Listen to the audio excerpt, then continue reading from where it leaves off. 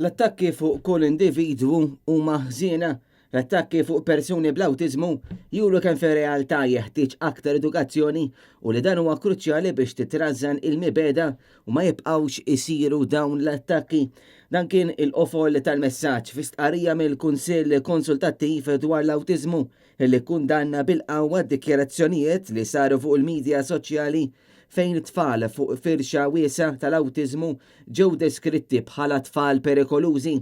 Il-Kunsill tal-Awtiżmu qal li dikjarazzjonijiet bħal dawn mhux biss iweġġgħu iżda huma wkoll abbużivi u insolenti.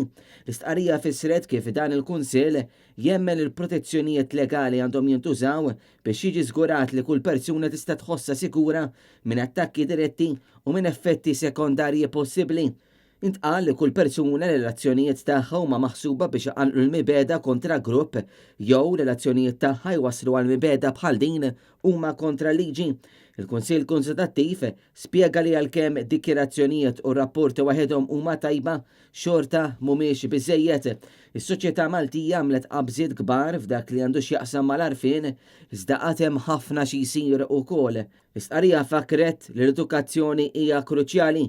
Iżda fakret ukoll l-mibeda u l-ħdura jeħtieġ li jiġu mrażna mill-ewwel u huwa għalhekk li jeħtieġ pjan sostenibbli għall-awtiżmu illi jkun fit-tul.